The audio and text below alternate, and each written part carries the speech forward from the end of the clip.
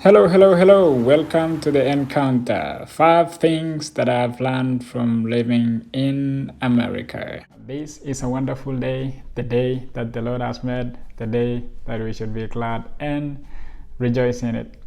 Welcome to this beautiful day. It is another day that we have to learn together. Remember, we always say learn together. So if at the end of this video you like what we share here, kindly hit the like button and share it with a friend. Don't keep it to yourself. And just in case you dislike the content, just hit the dislike button twice just to make sure. 5 things that I've learned from living in America. I want to share the 5 things that I've learned from living in America, of course, compared to the Kenya where I come from. Number one, the 24-hour economy. The 24-hour economy here is really, I think people are really out there. They put themselves out there just to make sure that they make, some extra cash to make sure that they meet their living expenses.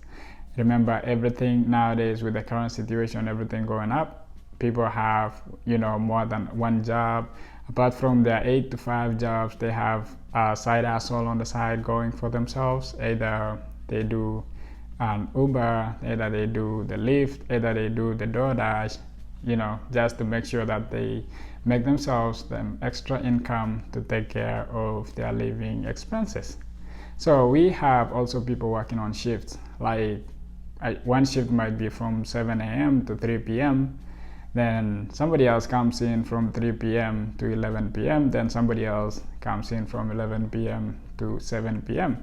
So you work around that clock and, just to make sure that you're able to manage your living expenses. In fact, I would liken living in America to swimming in a pool. You have to keep going and you have a chances of sinking if you stop. So you always have to keep swimming to stay afloat. Number two, we have transportation, the means of transport. I might not know much about the other states, but at least the state that I live in, the most common means of transport is private means. So it's either you have a private means of transport to bring yourself to and from work, or you can ask a friend to drop you to and from work, of which most people do that. They either carpool or make sure that you have somebody on the lookout to help you, maybe bring you to work and bring you back home. We have other means, like you can catch a lift, you can catch a bus, and however those are not most common compared to private means. So and at the same time you might be trying to save on money, so you might not be able to catch a lift all the time. You can call a friend and they'll bring you to work. Number three, we have the traffic rules. Every street, every highway has a specified speed limit that you have to observe when you're driving around. And at the intersections, we have the traffic lights. This is just for the safety of all the road users. And breaking any of these traffic rules attracts you an instant fines enforced by the law enforcement that is always on the lookout.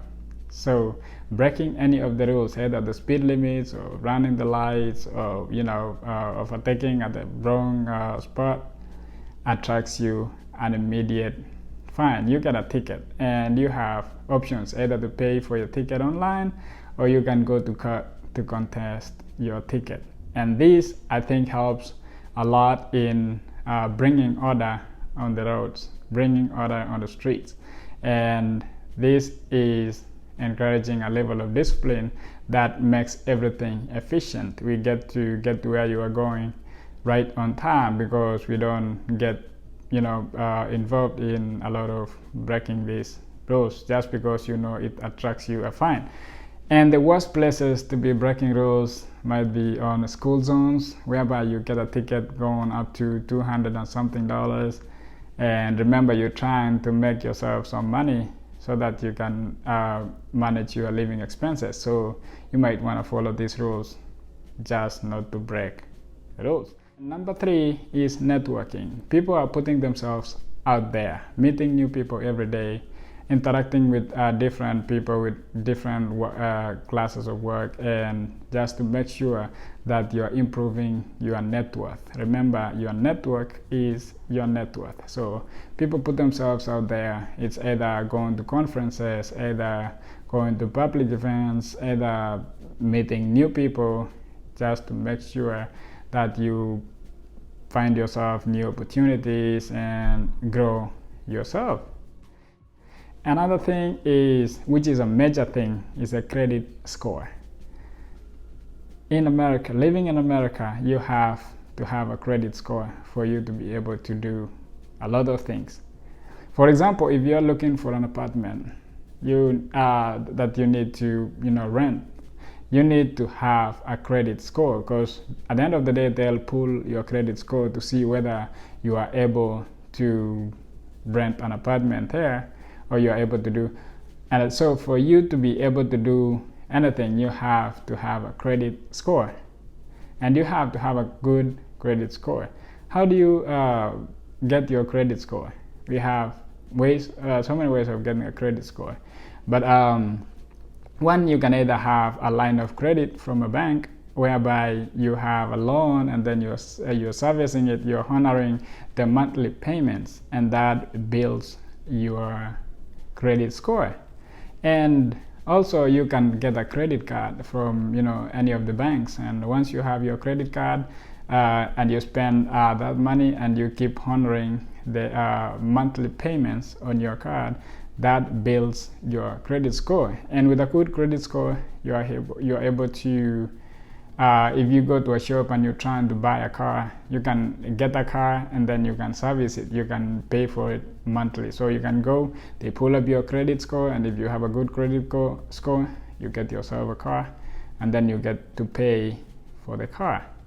So this is just to make sure it's a document that shows that you keep your words, you keep your promises on payment of debt and everything like that. So that is the major 5 things that I've learned from living in America. It is really the land of freedom, as they say, the land of freedom, and every choice has a consequence. So far, I love it here and everything is good. I hope to see you next time. Just remember, if you like what we share, click the like button and share it with a friend. If you dislike what we share here, just smash the dislike button twice to make sure. Have a good one. Until next time, inshallah. Don't forget to subscribe and stay tuned to the Encounter. Thanks for always watching, and have yourself a good one.